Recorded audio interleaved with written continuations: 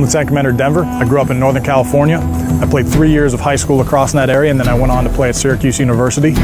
I was fortunate enough to be a member of 2 national championship teams at Syracuse. In my senior season, I was the team captain and an All-American.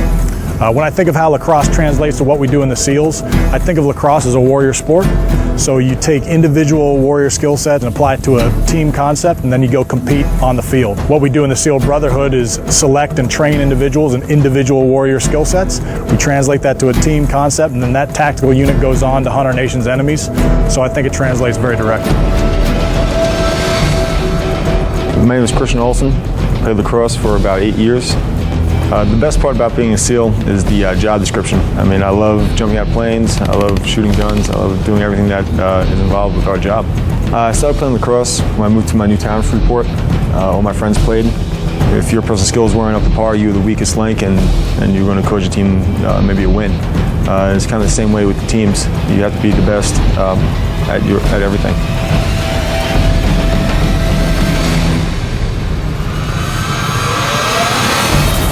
My name's Dave Dauphiné. I played lacrosse at Boston College, and I've been in the SEALs for about 5 years. Lacrosse is a great preparation for being in the teams, and it's also just a tough sport. It's physically hard, and it challenges you to have some mental toughness in order to make it through as well.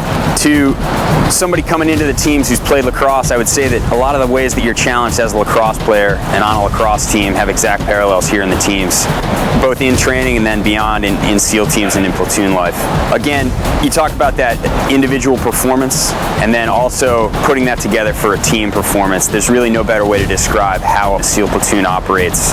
The things that I enjoy the most, without question, it's the team dynamic. The people you get to work with every day and the folks you get to spend the bulk of your time with. So I think just being around that caliber of individual and getting to share your time with those guys is something special to be a part of. The ability to work with people every day that really, really want to be doing what they're doing and are really motivated to do so, that to me is the greatest reason why being a part of the teams is a truly rewarding job.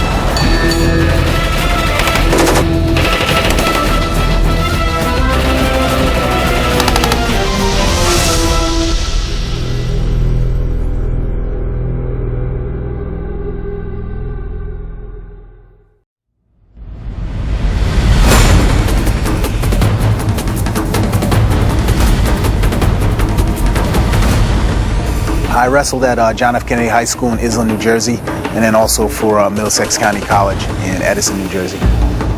I believe it helped me get trained up a little bit more. It definitely helped as far as my ability to handle pain. One of the big things in wrestling is you have to be able to deal with a lot of pain. It's a very good experience. It definitely helped me understand where I could push myself to.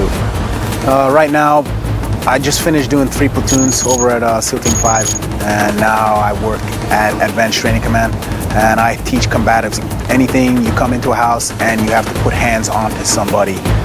This is the system that we use on how we can do this. I remember when I was in BUD/S, my nemesis was the drown proofing. I didn't know how to swim before I came into the teams. I'm from the West Indies. I'm from Trinidad and Tobago. And in Trinidad, everyone goes to the beach, but it's not really to go swimming. You go to the beach just to go hang out, hang out with family, eat food. For about 2.5 years, I had to learn how to swim well enough where I can pass the screen test. So learning how to become comfortable and relaxed, that was a major challenge for me when I was in BUD/S. I explicitly remember a couple times wanting to quit. I learned a lot about myself during all my training in BUD/S. A whole lot. A lot of people, for them, when they think about BUD/S, they think about Hell Week. And Hell Week is not the only part of BUD/S. There's a lot of evolutions where you are going to be in a lot of pain. You are going to be tired. You're going to be driven to a point where you've never been before. The stuff that you've already done in wrestling practice is going to be very similar to the types of pain that you will be experiencing here. It's not that much different. 90% of the guys that I know that were wrestlers made it through the program, and a lot of that was just their ability to be able to deal with the pain. The guys that have been the wrestlers, when you come to the evolutions, like log PT, carrying the boats overhead, those should be not necessarily easy exercises, but you've already been there in a place like that before. So it shouldn't be anything where, okay, I can't do this. There's nothing here at Buds that somebody who's a wrestler who has that type of pain experience won't be able to deal with. Doing this program and making it through this training has taught me that there's nothing that I can't do. There's nothing that I can't accomplish. This is a very exclusive opportunity. Don't let your fear of the water or something like that dissuade you from trying to come to this program. This is an amazing community to be in. I have no regrets about doing what I've done. I'm very, very happy that I'm a Navy SEAL right now. This is a life achievement for me. I'm AJ James and I'm a U.S. Navy SEAL.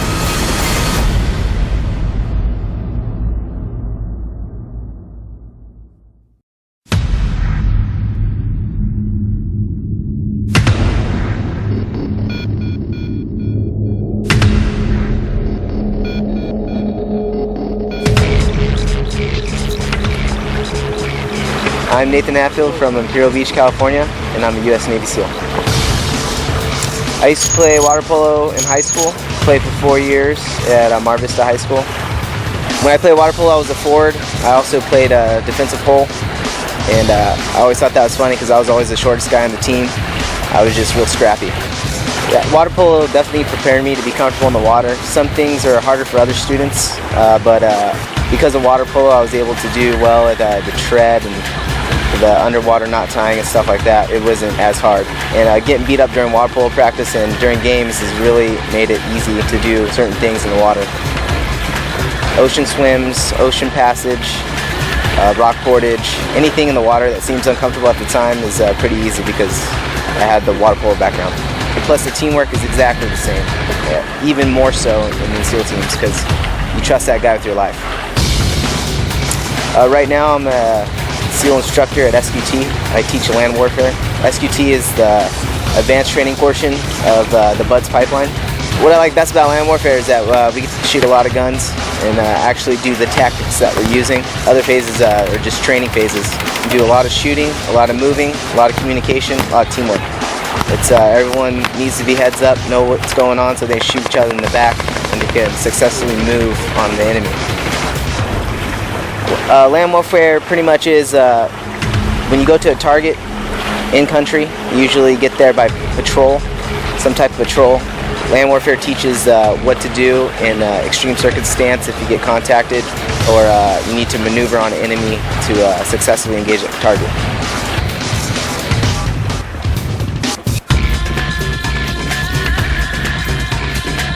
When you're over in country, you're really defending the guys that are there. I feel like when I'm there, I'm there to help them so they can do their mission and they can get home safely. My advice to the high school and collegiate water polo players that want to be a Navy SEAL, just go ahead and do it. You already have the background and the skill sets to make it through. You got to have the mental toughness not to quit.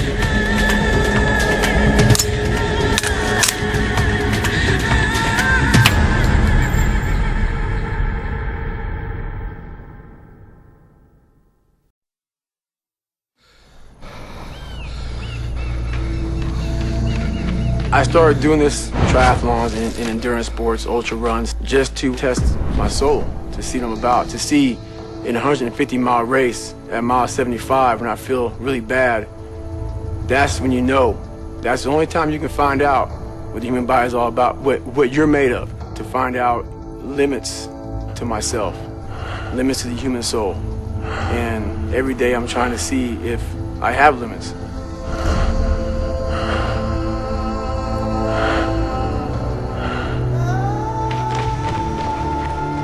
I run anywhere from 125, 150 in a week. So I'll try and put in about 450 miles a month. Usually every day I wake up at 3 o'clock in the morning and I run anywhere from 10 to 15 miles in the morning. And then I live about 25 miles from work. So I get my bicycle, commute into work, do a normal work day. At lunchtime around noon, I'll run again, anywhere from 5 to 8 miles, whatever it may be. Come back, work. And around 5:30, I'll ride back home 25 miles on my bike. If I'm feeling good and I want to get more miles, I'll get off the bike and do like a short 3 or 4 or 5 mile run. That's my everyday life. So I don't just train like an hour or so. I train until something is uncomfortable, and then that's when you know who you are.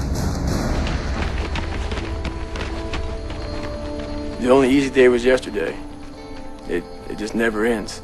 I mean, I've done some races where you're on a 1 mile track and you'll run for 48 hours straight.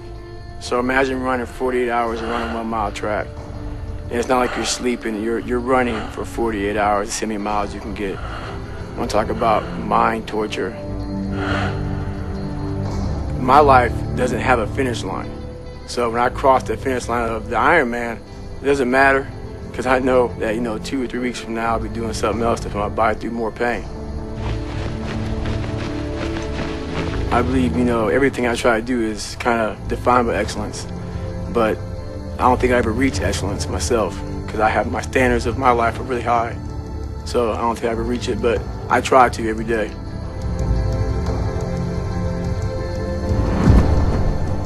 You have to be a good individual first before you can be a good team player. I know for a fact how bad hell we get. I went through it a couple times. It's probably the most brutal military training anybody can go through. So everybody to my left and everybody to my right, they've been through this. So I know mentally, these individuals are extremely hard. And when stuff gets bad in any situation, I know these guys have my back.